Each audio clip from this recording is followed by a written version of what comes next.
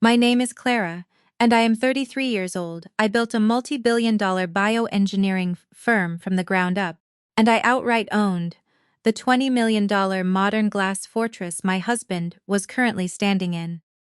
I slammed the heavy steel door of my Silicon Valley mansion and pretended to leave for the corporate research facility. Instead, I slipped quietly into the climate-controlled garage, stood in the absolute shadows between our imported supercars, and opened the high-security surveillance app on my encrypted phone. I watched the live video feed from the private nursery on the third floor and waited in absolute, suffocating silence. Seconds later, what my husband said to his mother and sister left me completely frozen. Before I tell you exactly how I ruthlessly dismantled his entire fraudulent life and took back my absolute power, let me know where you are watching from in the comments below. Hit the like button and subscribe if you have ever had to stand up to toxic in-laws who tried to steal everything you worked so fiercely to build. I stood in the dim, soundproofed garage, gripping my phone so tightly, my knuckles turned completely white. The cold concrete floor seeped an icy chill through the soles of my designer heels, but real ice was rapidly forming in my veins. On the glowing screen, I watched the high-definition live feed from the camera mounted above the crib of my 6-month-old daughter, Aria. The security camera captured the room with terrifying clarity. My husband, Julian, was leaning over the custom mahogany crib. Julian was a luxury real estate developer who prided himself on his impeccable public image. He wore a custom-tailored Italian suit and had that smooth, charismatic smile that fooled half of California into believing he was a devoted, loving family man. Standing right beside him were his mother, Eleanor, and his younger sister, Vanessa. They looked like a picture-perfect, wealthy family admiring an infant. But the audio feed from the hidden monitor revealed a reality so profoundly dark it made my stomach physically turn. Julian let out a low, cruel laugh that echoed softly through the high-fidelity speaker. "The compounds are working flawlessly," he said, turning to his mother with a proud, sickening smirk. She could not even remember the passcode to her own private laboratory this morning. "Dr. Vance says 2 more weeks of these specialized neurosuppressants, and her brain will be absolute mush. I will have the complete medical power of attorney and total voting control of her biotech company before the quarterly board meeting." I stopped breathing entirely. The malicious words hung in the air, heavy and absolutely suffocating. Vanessa stepped closer to the crib, adjusting the strap of her incredibly expensive, limited edition purse. "Good," she sneered, her voice dripping with pure elitist venom. "Because my luxury gallery lease is due next week, and I am moving my entire art collection into this master suite by Thanksgiving. I am so unbelievably tired of smelling her cheap, working-class roots in this house. She acts like her self-made biotech money makes her one of us, but she will absolutely always be public school trash." Eleanor nodded her head in enthusiastic agreement, her perfectly lifted face twisted in pure, unadulterated contempt. "We have tolerated her absolute lack of proper pedigree for long enough," Eleanor said, crossing her arms over her cashmere sweater. "Julian, you deserve a sophisticated woman from a proper legacy family. Once you control the bioengineering brand and the real estate holdings, we can finally put her away in a permanent psychiatric facility where she truly belongs. She is just a cash cow that has served her purpose. It is completely time to put her out to pasture." I leaned against the sleek hood of my car, trying to process the absolute magnitude of the terrifying betrayal I was hearing. Every confusing, terrifying piece of the puzzle from the last 2 agonizing months suddenly slammed into perfect, horrific place. The overwhelming physical exhaustion, the sudden terrifying dizziness, the frightening inability to recall simple board appointments or focus on complex chemical formulas. I had blamed it all on the intense, crushing stress of running a massive global company while navigating the brutal physical recovery of being a new mother. I had actually cried to Julian late at night, sobbing into his chest about feeling like I was rapidly losing my mind. and every single morning, my supposedly loving, devoted husband would bring me fresh pressed juice and my daily customized postpartum vitamins. He would kiss my forehead, tell me I was working entirely too hard, and stand there watching me swallow the pills. Those pills were not vitamins, they were highly experimental neurosuppressants. He and his fake doctor friend were intentionally, maliciously poisoning me. They were slowly destroying my cognitive function so they could declare me legally incompetent. They wanted to completely steal my thriving company, my private island estate, and my hard-earned wealth to fund their ridiculous, fading elite lifestyle. They were entirely willing to leave Arya without her real mother, just so they could parade around the country club playing billionaire with my money. A normal person might have screamed out loud. A normal person might have burst back through the front door, throwing wild accusations and crying desperate tears of absolute heartbreak. But I did not shed a single tear. The betrayal was far too absolute, too profound for crying. A cold, intensely calculating clarity washed over my entire being. I needed to act immediately, but I absolutely could not let them know I had discovered their sinister plot. If Julian realized I knew the ugly truth, he might accelerate his timeline to permanently silence me. I needed to disarm his primary weapon right this absolute second. I quietly unlocked the heavy steel door, connecting the garage to the massive mudroom. I slipped off my heels, holding them tightly in one hand, as I walked silently in my bare feet across the polished marble floor. I knew the exact layout of my custom-built fortress, and exactly where Julian kept my daily vitamins on the massive kitchen island. The kitchen was completely empty. I could hear their voices still drifting down from the nursery, on the second floor. I opened my designer tote bag and pulled out a spare bottle of generic, safe prenatal vitamins I kept for travel emergencies. I reached the marble counter and found the decorative daily pill organizer Julian always used to control my dosage. I opened today's specific compartment and poured the large, unfamiliar white capsules into a soft tissue. I shoved the tissue deep into my coat pocket to save for later chemical analysis in my private lab. Then, I took my completely safe generic vitamins and placed them carefully into the organizer, mimicking the exact arrangement. I took a deep, stabilizing breath, smoothing the fabric of my tailored suit and intentionally calming my racing heart. I dropped my shoes onto the marble floor, letting them make a loud, sharp clacking sound. I walked back toward the mudroom door, opened it wide, and slammed it shut with massive, echoing force. "Julian!" I called out, projecting a tone of mild, confused annoyance into my voice. I am so incredibly stupid, I forgot my secure lab access keys on the dining table again. The sound of heavy, hurried footsteps came rushing down the floating glass stairs.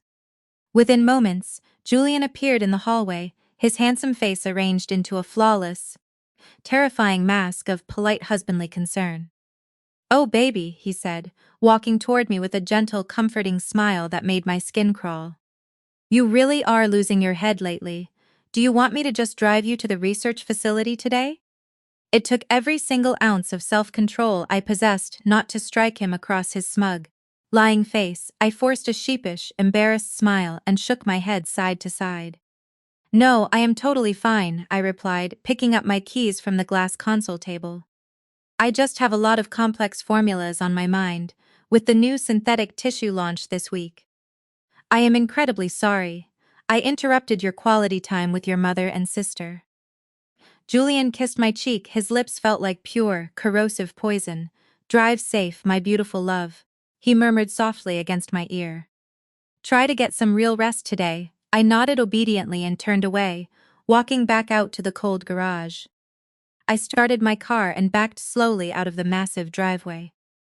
I watched my beautiful, secure home shrink in the rearview mirror, knowing it was currently occupied by greedy, ruthless parasites who desperately wanted to destroy my life. I kept my face entirely blank until I was 3 full blocks away.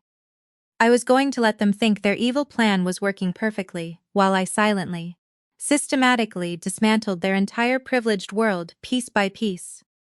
They wanted to play a dangerous game of shadows, But they had absolutely no idea they were dealing with a woman who completely owned the board. I stopped at a red light. My phone chimed loudly from the carbon fiber cup holder. I glanced down at the bright screen. It was an automated, high-priority security alert from my private offshore bank. The notification read in stark, undeniable black letters, "Authorized transfer completed. $150 from Aria College Trust Fund to Vanguard Real Estate LLC."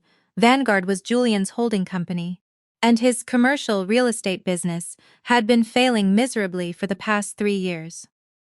Julian had not just planned to steal from me in the near future. The financial theft had already actively begun right under my nose. They were actively stealing massive sums of money from my innocent infant daughter, who could not defend herself. I gripped the leather steering wheel until my hands shook violently and pressed my foot down hard on the gas pedal as the traffic light turned green. The war had officially started. I drove straight to my massive, highly secured bioengineering facility. I needed answers, and I needed them instantly. I bypassed the main administrative offices and took the private elevator directly down to my subterranean research lab. I swiped my biometric card, entered my 32-character encryption key, and stepped into the sterile, brightly lit environment. I pulled the crumpled tissue from my coat pocket and carefully extracted the large white capsules Julian had been forcing me to swallow. I placed the pills into a state-of-the-art mass spectrometer. While the machine whirred to life, meticulously breaking down the chemical composition of the poison, I booted up my secure workstation. I initiated a deep-dive forensic audit of Julian's holding company, Vanguard Real Estate LLC. I had intentionally kept our finances completely separate when we got married, protecting my biotech empire behind a massive ironclad prenuptial agreement. Julian had always claimed his real estate developments were highly lucrative, but as the encrypted banking records slowly loaded onto my screen, the terrifying truth became blindingly obvious. Julian was completely, overwhelmingly bankrupt. His latest luxury high-rise development had completely stalled due to massive structural failures and endless permit violations. He owed millions to high-risk commercial lenders, and the grace period on his massive loans had expired months ago. He was actively drowning in corporate debt, and his investors were preparing to completely liquidate his assets. He was desperate, he was terrified, and he saw his wealthy, exhausted wife as nothing more than a massive, unprotected piggy bank. The mass spectrometer chimed loudly, interrupting my furious thoughts. I pulled up the chemical analysis report on my tablet. My blood ran completely cold. The capsules were not just standard sedatives, they were highly illegal. Experimental neurosuppressants originally designed to temporarily paralyze cognitive function in severe trauma patients. The chemical compound was specifically engineered to induce intense brain fog, memory loss, and severe emotional instability. If taken over a prolonged period of time, the effects would become entirely permanent, rendering the patient completely incompetent and legally incapacitated. Julian wasn't just trying to make me look crazy, he was actively attempting to permanently destroy my brain. He was committing a highly sophisticated, slow-motion biological attack. A profound, terrifying rage washed over me. It wasn't the hot, messy anger of a betrayed spouse. It was the absolute, lethal cold of a CEO preparing to completely annihilate a hostile takeover. I didn't just want a divorce. A divorce would be entirely too merciful. I wanted to completely destroy his professional reputation. I wanted to seize every single asset his family falsely claimed to own. I wanted to watch them lose absolutely everything they valued, and I wanted them to know exactly who orchestrated their total downfall. I printed the undeniable chemical analysis report and secured it inside a waterproof biometric safe. Then, I pulled out my secure phone and contacted my private tactical security team. I instructed them to immediately begin 24-hour covert surveillance on Julian, Eleanor, and Vanessa. I wanted absolutely every single text message, every phone call, and every bank transfer monitored and recorded. I was building a bulletproof federal case, and I was going to hand-deliver the evidence to the FBI myself. The heavy custom iron doors of Eleanor's sprawling Montecito estate swung open before I could even lift my finger to press the polished brass doorbell. The rich smell of catered hors d'oeuvre and aggressively expensive imported perfumes spilled out into the humid evening air. I plastered on a serene, slightly confused expression, adjusting my grip on the bakery box in my hands. Inside the sprawling foyer, the sounds of clinking crystal and pretentious, hollow laughter echoed off the imported marble floors. This was the weekly Sunday dinner, a sacred, unyielding ritual for Julian's family, to parade their supposed generational wealth and maintain their suffocating, toxic social hierarchy. I walked slowly into the formal dining room, where Eleanor sat perched at the head of the massive custom table, directing the household catering staff like a military general preparing for battle. She paused mid-sentence when she saw the cardboard box in my hands, her perfectly arched eyebrows pinched together in a look of absolute, unfiltered disgust. She stood up, smoothing her tailored silk dress, and walked deliberately over to inspect my contribution. She snatched the box from my hands and flipped the lid open, revealing the premium store-bought artisan dessert inside. A heavy, tense silence fell over the room as the staff stopped moving. Eleanor let out a sharp, condescending sigh that commanded everyone's immediate attention. "A real woman of society coordinates properly with the private chef, Clara," she sneered, her voice dripping with calculated venom. "But I guess when you grow up eating out of public school cafeterias, you simply do not know how to run an elite household." The words were meant to strike me down in front of everyone. They were meant to maliciously remind me of my humble working-class roots, to remind me that, despite my massive bank accounts and self-made biotech success, I would absolutely never possess their fabricated royal blood. Julian stood near the mahogany bar, swirling an expensive scotch in his heavy crystal glass. He gave a weak, apologetic shrug that I now completely knew was entirely performative. A few hours ago, before I looked at that baby monitor, that comment would have made my chest tighten with deep inadequacy. Now, it just fiercely fueled the burning fire coursing through my veins. "You are absolutely right, Eleanor," I replied, my voice completely smooth and perfectly pleasant, adopting the hazy tone of a heavily medicated woman. "I spent my entire weekend negotiating a massive global distribution deal for my synthetic tissue line. I suppose I just completely forgot to prioritize the dessert menu. I will definitely try to do better next time." Her jaw tightened aggressively at the mention of my business. The very business they were actively plotting to steal from me. Before she could launch another verbal assault to put me back in my place, the front door chimed, and a loud, joyful shriek echoed through the hallway. Vanessa practically floated into the dining room, holding a massive designer shopping bag with a deeply smug grin. All eyes immediately shifted to Vanessa, but more specifically to her wrist. Resting against her skin was a breathtaking, diamond-encrusted luxury timepiece.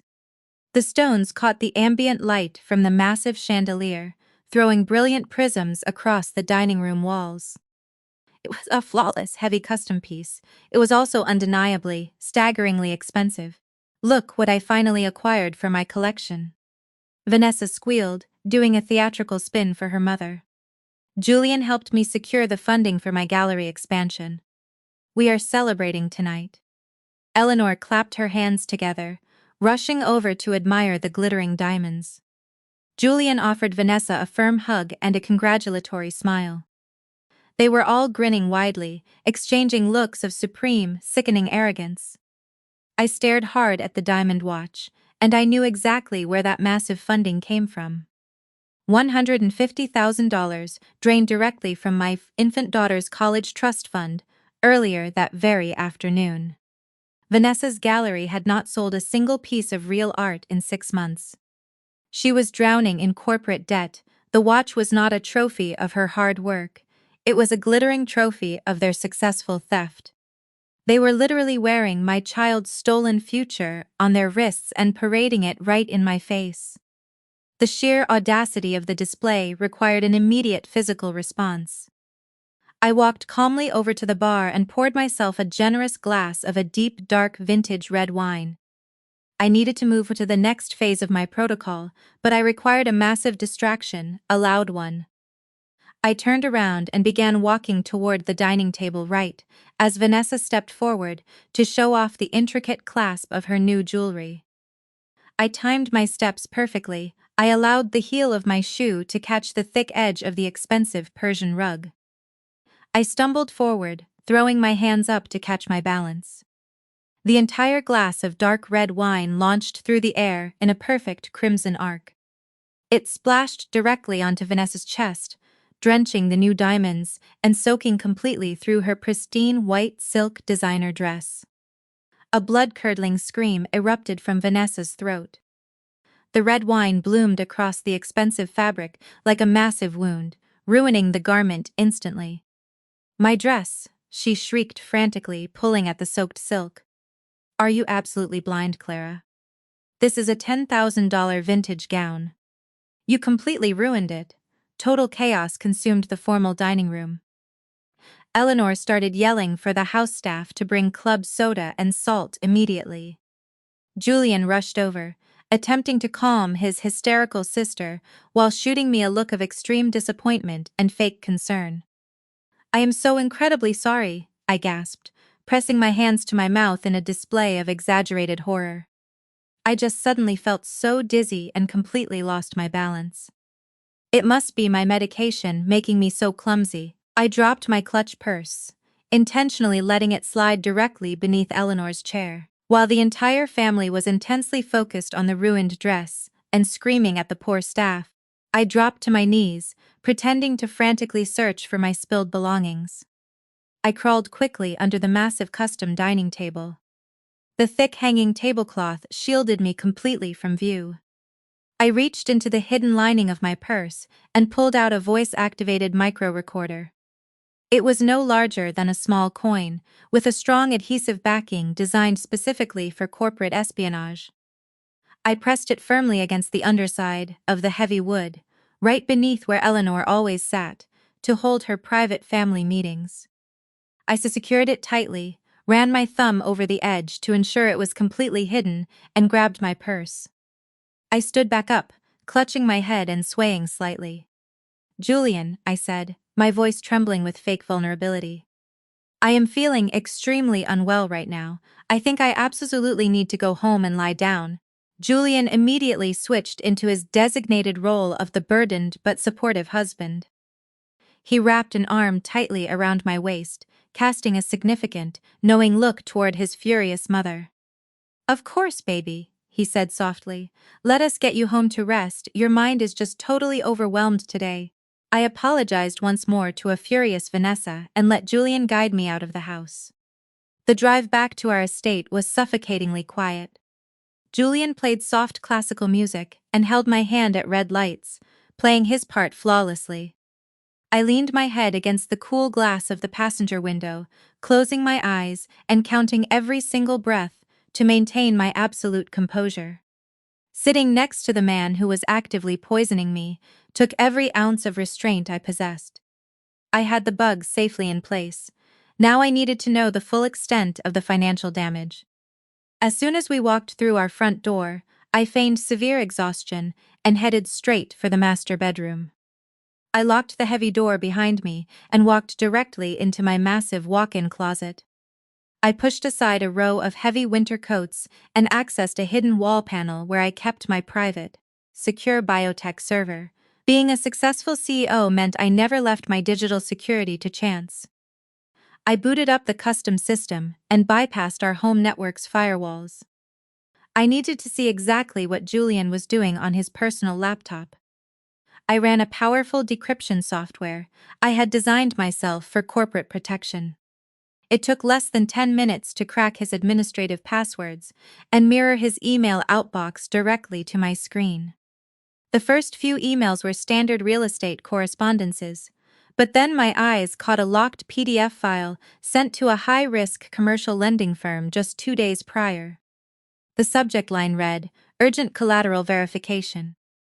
I downloaded the file immediately and forced the encryption open. The document loaded onto my screens line by line, my blood turned to absolute ice.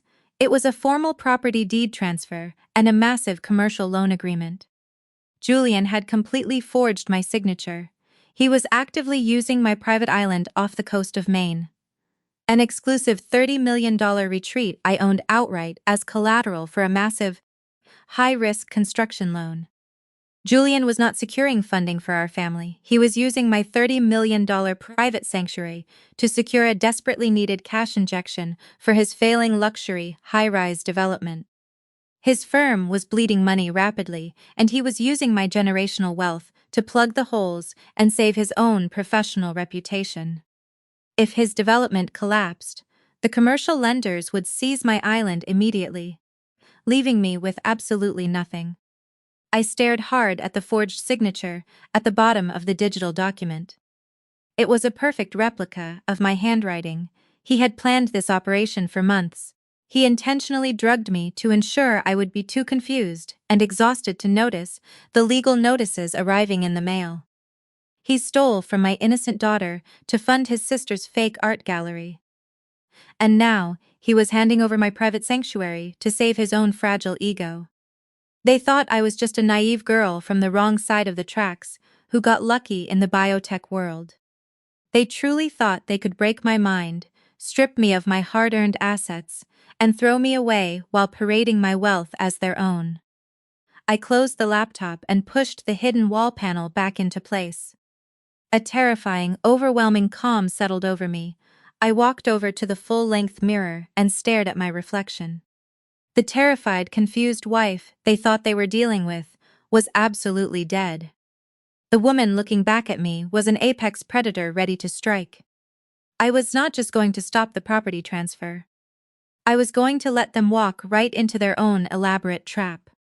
I was going to let them build their entire arrogant future on a foundation of absolute sand. And then I was going to wash it all away. My phone vibrated sharply on the vanity table. It was a secure text message from a private investigator I had retained just an hour ago. The message read, "I have the preliminary information you requested on Vanguard Real Estate LLC. It is much worse than you thought." I locked the screen and smiled. The shadow protocol was fully engaged. The next morning, the heavy steel door to the master suite creaked open. I was already in bed, staring blankly at the ceiling, perfectly playing the role of the heavily medicated, exhausted wife. Julian walked in with a look of deep, manufactured concern etched across his handsome face. He was not alone. Trailing closely behind him was a tall, broad-shouldered man holding a sleek leather medical briefcase. The man wore a pristine white lab coat over a tailored suit, but I recognized him the very second he stepped into the light. My private investigator had sent me a comprehensive dossier on Julian's inner circle months ago. This was Dr. Vance Sterling. Julian always referred to him as a top-tier medical specialist. But the dossier told the real story. Vance was Julian's former fraternity brother, who had his medical license permanently revoked 3 years ago for running a fraudulent prescription pill mill out of a strip mall clinic. "Clara, baby," Julian murmured, sitting gently on the edge of the mattress and taking my hand. "I know you have been struggling so much lately, the memory lapses, the sudden outbursts, the extreme fatigue. I could not sit by and watch my beautiful wife suffer anymore. So, I called in a favor. This is Dr. Sterling. He is the absolute best behavioral specialist in California. He is here to help us figure out what is going wrong." I forced my eyes to widen in mock terror, pulling the duvet up to my chin. I played the part of a cornered, frightened woman, flawlessly. "I do not need a doctor," I whispered, my voice trembling with artificial panic. "I am just tired, Julian. The baby has not been sleeping, and the new synthetic tissue launch at the lab is stressing me out. Please, just let me rest." Dr. Sterling stepped forward, opening his briefcase with practiced, fake authority. "Now, Clara, we need to be completely honest with each other," he said, his voice dripping with condescension. "Julian has told me absolutely everything. He told me about how you completely forgot your security passwords yesterday. He told me about the violent, unprovoked attack on his sister Vanessa at family dinner last night. Throwing a glass of red wine is a massive red flag. These are classic, textbook symptoms of severe postpartum psychosis. You are completely losing your grip on reality, Clara. You are becoming a serious danger to yourself. And more importantly, to baby Arya. The sheer audacity of their performance was almost impressive. They were weaving a terrifying web of lies, using my intentional actions from the night before as fabricated proof of my declining mental state. Julian squeezed my hand harder, squeezing until it actually hurt. His eyes filled with fake, unshed tears. He was giving an Oscar-worthy performance of a heartbroken husband, watching his wife lose her mind. "I am terrified for you, Clara," Julian choked out, his voice cracking perfectly. "You are the absolute love of my life, but I cannot let you destroy the biotech empire you built, because your mind is failing. I cannot let you accidentally harm our daughter, because you are hallucinating. Dr. Sterling says if we do not act immediately, the state might step in and force you into a psychiatric facility against your will. We have to absolutely protect you from yourself." Sterling pulled a thick stack of stapled legal documents from his briefcase and laid them neatly on my nightstand. "Institutionalization is an ugly, traumatic process, Clara," he warned, shaking his head sadly. "But there is a much better way to handle this quietly. Julian has had his lawyers draft these emergency protective orders. It is a comprehensive medical proxy and a total financial power of attorney. By signing these, you temporarily grant your husband complete legal control over your medical decisions, your bank accounts, your real estate holdings, and your bioengineering company. It is just a temporary safety measure until we get your brain chemistry properly regulated." I stared at the thick stack of papers. There it was, the ultimate endgame laid bare on my nightstand. With one stroke of a pen, I would legally hand over absolutely everything I had bled and sweated to build over the last decade. My multi-billion-dollar business, my $30 million private island, my absolute freedom. They thought I was drugged out of my mind and terrified of being locked in an asylum. They thought I would blindly sign away my entire empire just to stay in my own bed. I let out a loud dramatic sob, burying my face in my hands. I rocked back and forth on the mattress, letting my shoulders heave as if I were completely breaking down under the immense psychological weight of their gaslighting. "You are right," I cried, peering through my fingers at their smug, expectant faces. "I feel like I am going completely crazy. I cannot remember anything. I do not want them to take my baby away. I will sign whatever you want, Julian. Just please do not let them lock me up." Julian exhaled a massive breath of relief. He quickly grabbed a silver pen from his jacket pocket and thrust it toward me. "Just sign on the dotted lines, baby," he urged eagerly, tapping his finger against the signature blocks. "I will take care of absolutely everything." I swatted his hand away, acting highly erratic and deeply superstitious. "No," I cried, shrinking back against the tufted headboard. "I cannot use that pen. It is bad luck. I can only sign important documents with my lucky pen. My grandfather gave it to me before he died. If I do not use it, the business will fail. I have to use my lucky pen or I will not sign anything." Julian and Sterling exchanged a quick, highly frustrated glance. Sterling gave a subtle nod, signaling Julian to just play along with the crazy woman's ridiculous demands. Julian forced a tight, patient smile. "Okay, baby," he said, keeping his voice low and soothing. "Where is this lucky pen? Let us just get this done so you can finally go to sleep."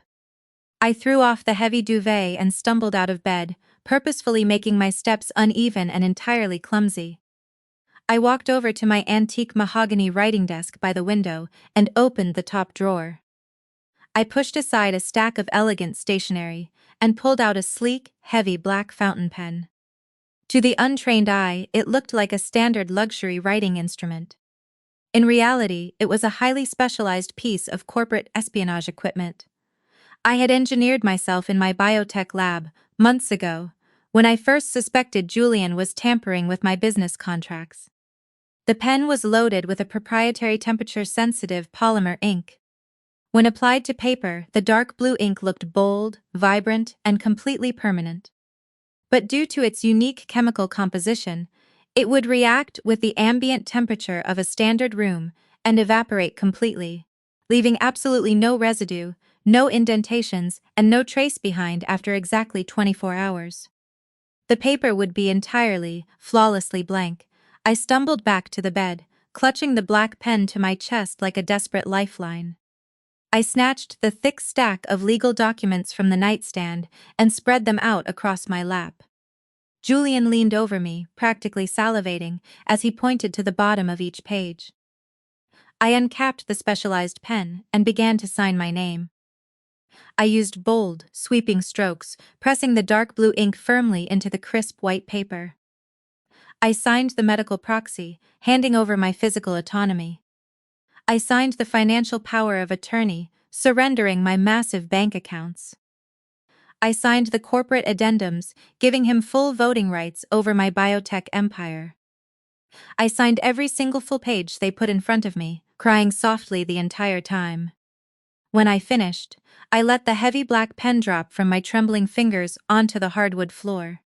I collapsed back against the pillows, pulling the duvet over my head and letting out a long, pathetic whimper.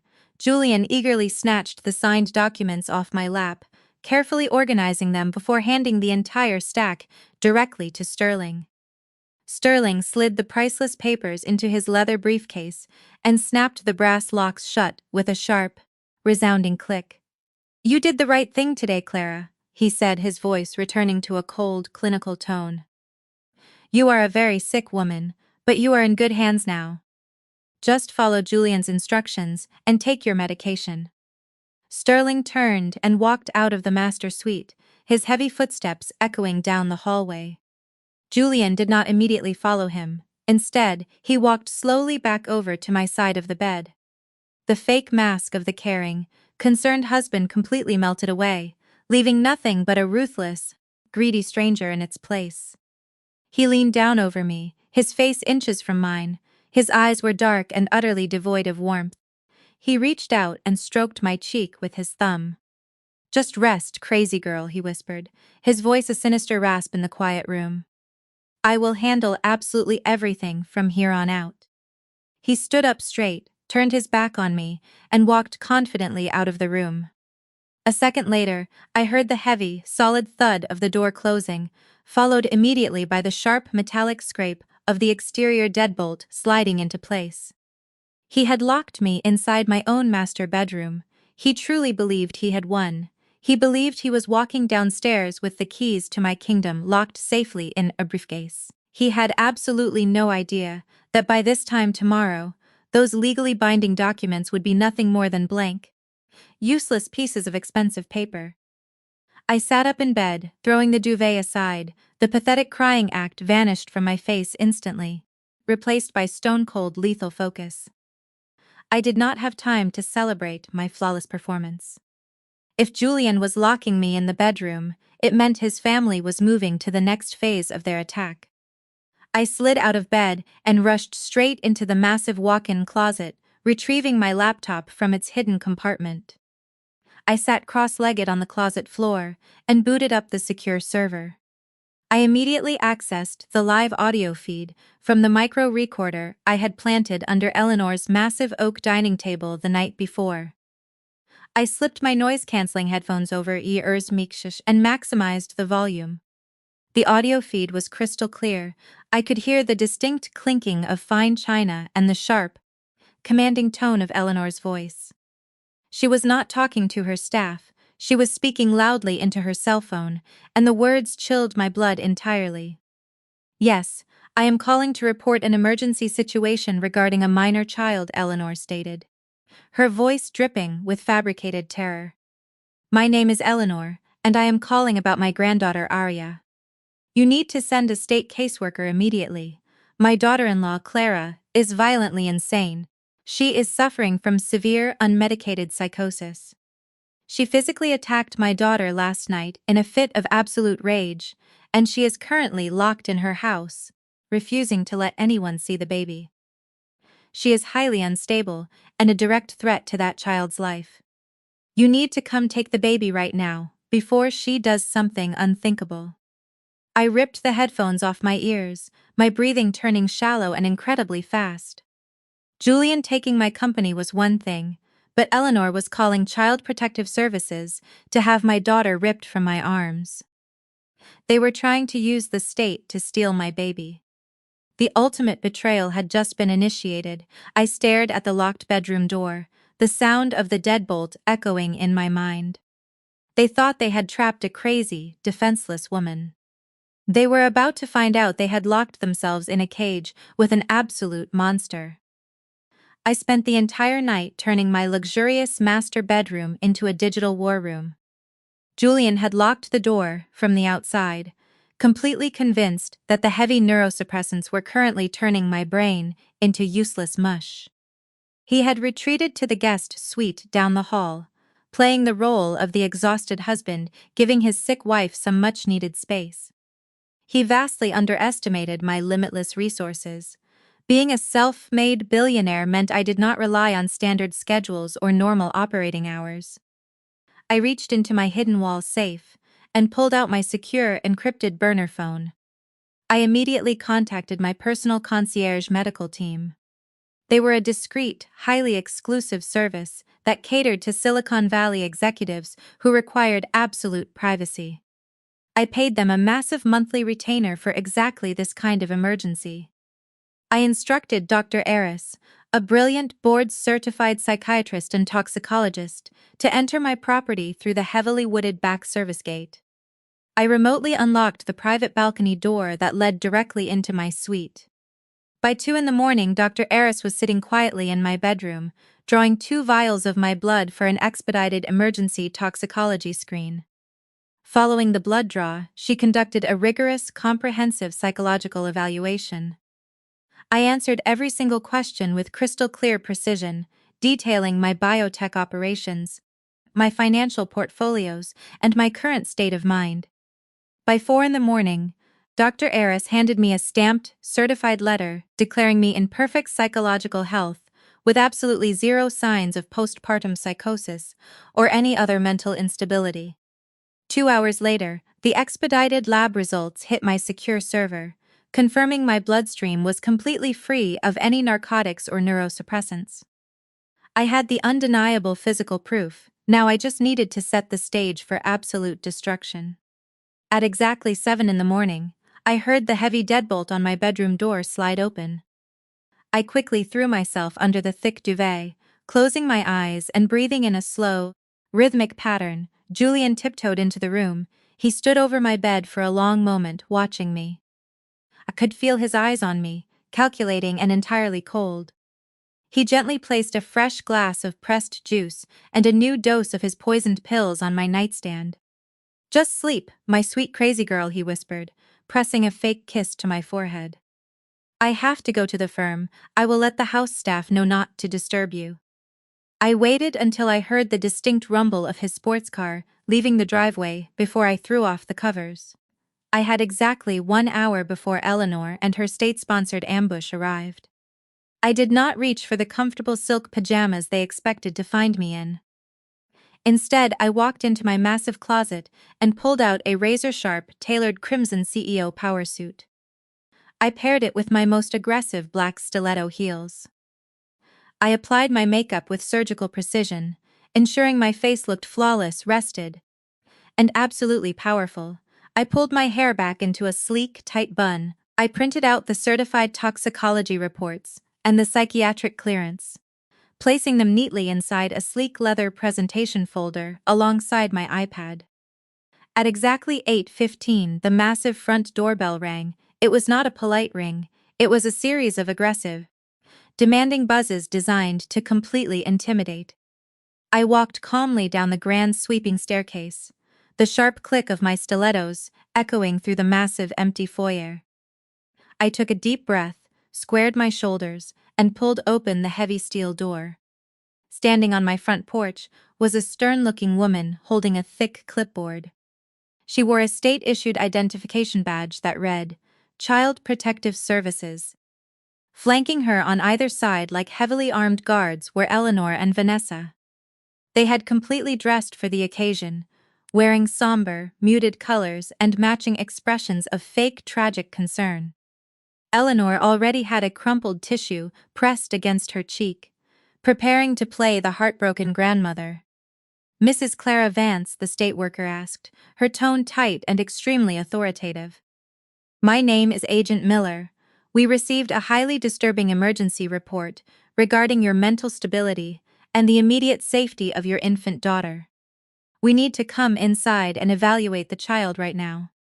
Eleanor let out a loud, dramatic gasp, stepping forward to peer past my shoulder. "Oh, Clara," she cried out, her voice trembling with manufactured grief. "We brought help, baby. We know you are losing your mind. Just let us take baby Aria. Before you do something you will forever regret." Vanessa nodded vigorously, crossing her arms over her chest. "You are clearly a danger to yourself, Clara. Just surrender the baby.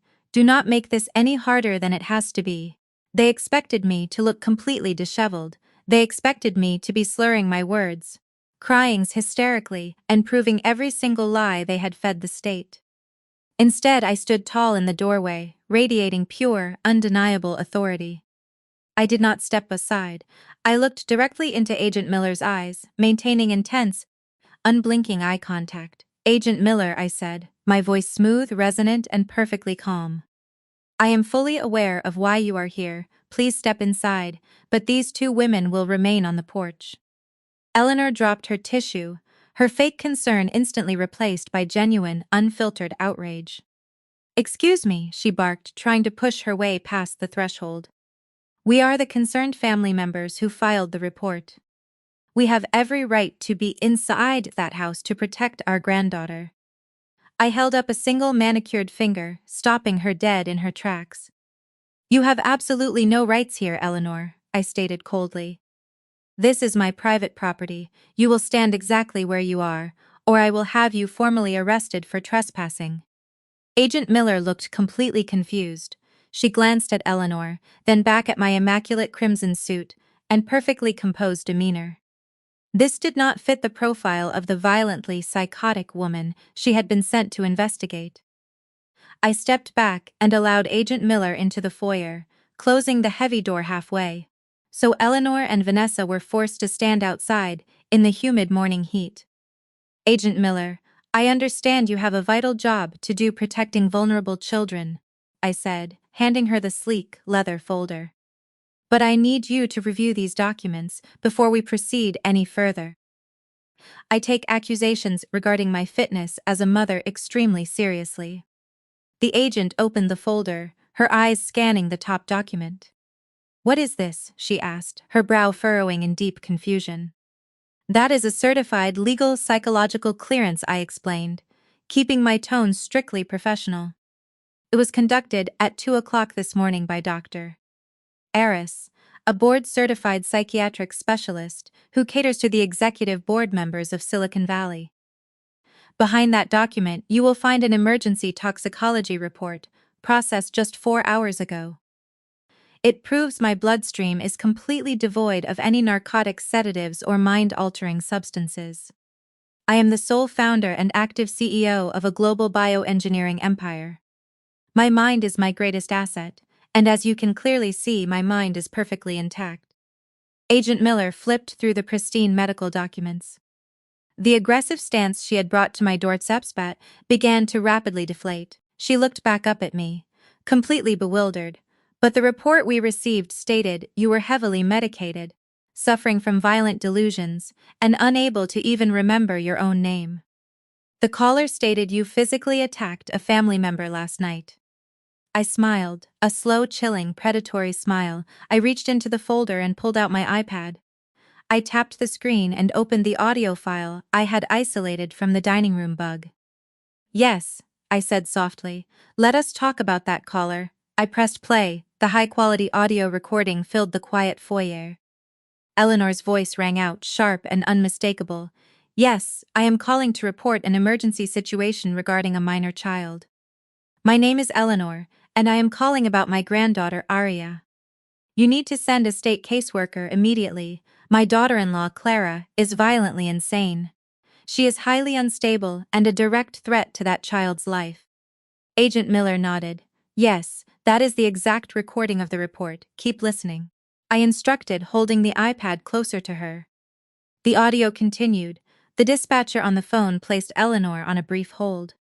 During that silence, the hidden microphone picked up Eleanor speaking directly to Vanessa in the dining room. "Make sure you look like you have been crying," Eleanor's recorded voice commanded. "Once they take the baby out of that house, Julian will have total leverage. If that caseworker asks too many questions, I will offer her supervisor a $10,000 donation to their personal discretionary fund to expedite the removal. We are getting that public school trash out of our lives today." I paused the audio. The silence in my foyer was absolutely deafening. Agent Miller's face drained of all color. Her mouth hung open in absolute, unadulterated shock. The realization of what had just happened washed over her features. She realized she had been totally weaponized. She realized these wealthy, elite women were trying to use a vital state agency to execute a malicious, illegal kidnapping to secure financial leverage. Agent Miller's shock instantly transformed into blazing, professional fury. She snapped the leather folder shut and shoved it back into my hands. She spun around and marched back to the front door, ripping it wide open. Eleanor and Vanessa were leaning against the porch railing, waiting eagerly for the show to begin. "Are you taking the baby?" Eleanor asked, stepping forward with a triumphant, sickening smirk. "Do you need us to carry her to your car?"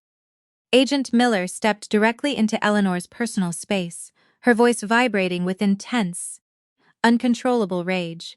"You malicious, arrogant woman," the agent practically growled. "You filed a fraudulent emergency report to manipulate Child Protective Services. You attempted to plan the bribery of a state official. You tried to use my department to steal an infant from a perfectly healthy mother. I will be forwarding this entire interaction directly to the district attorney for immediate prosecution. Do not ever contact my agency again." Eleanor's jaw dropped. She staggered backward as if she had been physically struck. Vanessa let out a high-pitched gasp, clutching her ruined silk dress. "Wait," Vanessa stammered, her eyes darting frantically between me and the furious state worker. "You do not understand, she is crazy." She threw wine on me. I stepped out onto the porch, standing right beside the angry CPS agent. "Actually," I said, my voice carrying clearly across the manicured front lawn, "the only crazy thing happening here is that you two are currently trespassing on my private property." I pulled my phone from my pocket. I had already pushed the silent panic button connected to my private neighborhood security detail 10 minutes ago. Two black security SUVs came screeching around the corner, their amber lights flashing brightly in the morning sun. They pulled up directly in front of my house, blocking Eleanor's luxury car. Four massive security officers stepped out, walking quickly up my driveway. "Remove these two women from my property immediately," I ordered, pointing sharply at my in-laws. "If they resist, call the local police precinct and have them formally arrested for trespassing and attempted extortion." Eleanor lost whatever remaining dignity she possessed. Her face twisted into a mask of pure unhinged rage. "You cannot do this to me," she screamed, pointing a shaking finger at my face.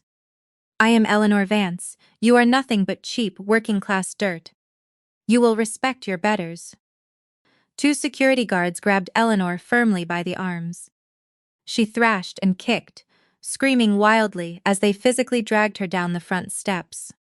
Vanessa burst into loud, panicked tears, hiding her face behind her designer purse as she hurried after her mother, terrified that the wealthy Silicon Valley neighbors were watching the entire spectacle. The elite, sophisticated facade they prized above all else was completely shattered right on my front lawn. Agent Miller turned to me, offering a deeply apologetic nod. "I am so incredibly sorry for this intrusion, Mrs. Vance. Your daughter is clearly in safe, highly capable hands." She walked down the steps past the screaming Eleanor and drove away. I stood on my porch, breathing in the crisp morning air. I watched the security team force my mother-in-law and sister-in-law into their vehicle and ensure they drove out of the gated community. I walked back inside, locking the heavy door behind me. I felt a massive surge of adrenaline. The protective orders were completely useless. The CPS ambush was utterly destroyed. I had completely neutralized their offensive strategy. My phone buzzed in my hand. I looked down at the screen. It was a text message from Julian.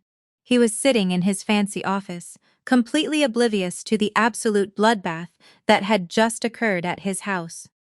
The text read, "Get dressed up tonight, baby. Wear that crimson dress I like. My firm is hosting the annual charity gala at the Botanical Gardens.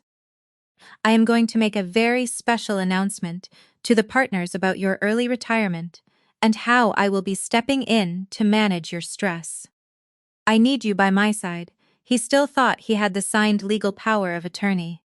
He still thought I was drugged, broken, and defeated. He wanted to parade his ruined wife in front of his wealthy colleagues and formally claim my biotech empire as his own. He wanted a massive public spectacle. I was more than happy to give him one. I typed my response quickly, my fingers flying across the screen. I smiled as I hit send. I wouldn't miss it for the world. The rest of the afternoon was an absolute masterclass in calculated preparation. I hired a private tactical security detail to guard my home and my daughter, ensuring absolutely no one from the Vance family could get within a mile of Arya. Then I focused entirely on my armor for the evening. If Julian wanted to parade me around the gala as his conquered prize, I was going to look like a woman who owned the entire world. I spent hours in my private secure laboratory, analyzing the chemical composition of the neurosuppressants they had tried to feed me. The molecular structure was incredibly complex, designed specifically to mimic the symptoms of severe mental decline while bypassing standard toxicological screens. It was a terrifyingly brilliant piece of black market chemistry, but it was absolutely no match for my bioengineering expertise. I meticulously documented every single chemical bond, compiling a massive, undeniable dossier of physical evidence. This wasn't just attempted theft, it was a highly calculated, malicious biological attack on my central nervous system. I secured the evidence in a biometric safe, ensuring that when the federal prosecutors finally reviewed the case, the charges would automatically escalate to attempted murder.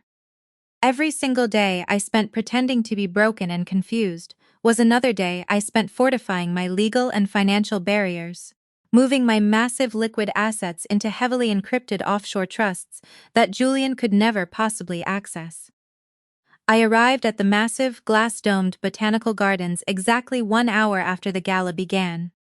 The venue was breathtaking, filled with exotic orchids, cascading waterfalls, and hundreds of the most powerful real estate moguls and venture capitalists in California. They were all dressed in custom tuxedos and designer gowns, sipping expensive champagne and discussing their latest acquisitions. I walked through the grand entrance wearing a stunning, floor-length crimson gown that hugged every curve perfectly. I did not look tired. I did not look medicated. I looked absolutely lethal. Julian was standing near the center fountain, surrounded by a group of prominent investors.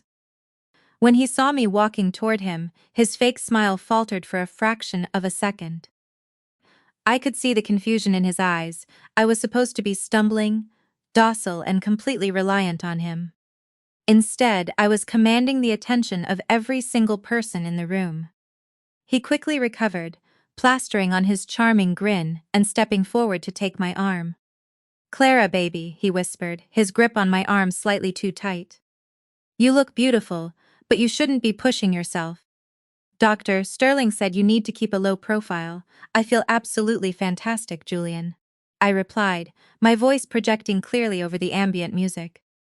"I wouldn't miss your big announcement for anything." I pulled my arm out of his grasp and walked directly toward the massive, illuminated stage at the front of the Botanical Dome. The stage was set up with a massive digital projection screen, originally intended for a charity slideshow. Julian followed closely behind me, his panic starting to visibly mount. "Clara, what are you doing?" he hissed, trying to grab my hand again. "The speeches don't start for another 20 minutes. Get off the stage." I ignored him entirely. I stepped up to the microphone, tapping it twice.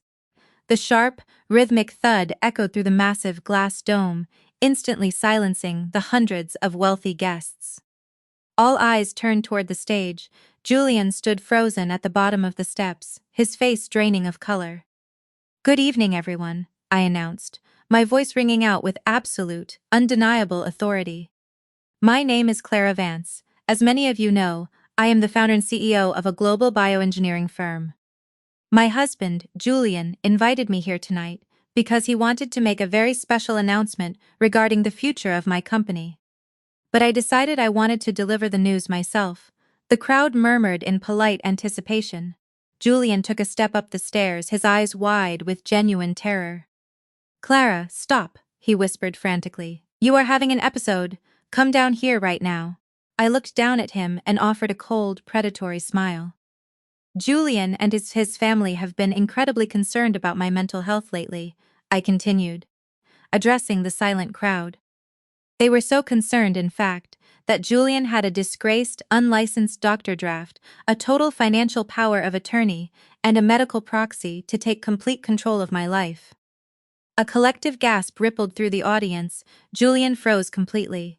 He wanted me to sign away my multi-billion-dollar biotech empire and my $30 million private island in Maine, all so he could funnel my hard-earned assets into his failing luxury high-rise development.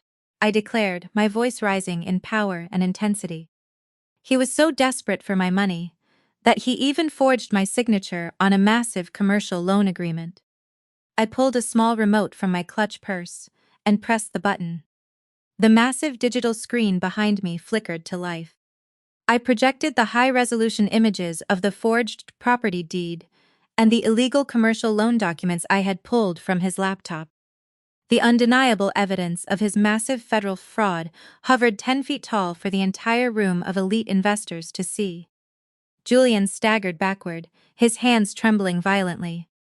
"That is a lie," he shouted, his charismatic facade completely shattering. "She is insane. She is suffering from severe psychosis. Show them the power of attorney you signed last night, Clara. Show them you legally handed everything over to me." I laughed, a sharp, echoing sound that cut through the tension in the room. "Oh, you mean these documents, Julian?" I reached into my clutch and pulled out the thick stack of legal papers he had forced me to sign. I held them up high for everyone to see. "You see, Julian," I said smoothly, "I am a bioengineer. I specialize in complex chemical compounds, so when I signed these documents, I didn't use a regular pen. I used a proprietary temperature-sensitive polymer ink that I invented myself. It looks incredibly permanent, but after exactly 24 hours in a room temperature environment, the ink completely evaporates." I tossed the stack of papers down the stairs. They fluttered and landed right at Julian's feet. He dropped to his knees, frantically scrambling to pick them up. He stared at the pages, flipping through them with absolute, unadulterated horror. Every single page was completely, flawlessly blank. There was no signature, there was no power of attorney, there was absolutely nothing. "They are blank," Julian whispered, his voice cracking in sheer panic. "They are all completely blank. You own nothing, Julian," I stated, my voice echoing like a judge delivering a final sentence. "You do not own my company, you do not own my island, and you certainly do not own me. What you do own, however, is a massive federal indictment for wire fraud, forgery, and embezzlement from a miners' trust fund." Right on cue, the heavy glass doors at the back of the Botanical Dome swung open. A team of federal FBI agents and local police officers marched into the venue, their badges gleaming in the ambient light. They walked straight down the center aisle, parting the crowd of shocked, horrified investors. Julian scrambled backward on the floor, trying to get away, but two federal agents grabbed him by the arms, hauling him roughly to his feet. The sharp, metallic click of handcuffs ratcheting around his wrists echoed through the silent room. Julian Vance, the lead agent, announced loudly, "You are under arrest for massive corporate fraud, forgery, and conspiracy. You have the right to remain silent." As they dragged my husband out of the gala, his entire fake empire collapsing into dust, I stood on the stage and looked out at the sea of stunned faces. I had absolutely won. They tried to break my mind and steal my kingdom, but they completely forgot one crucial detail. I was the one who built the kingdom in the first place, and I was the only one who held the keys.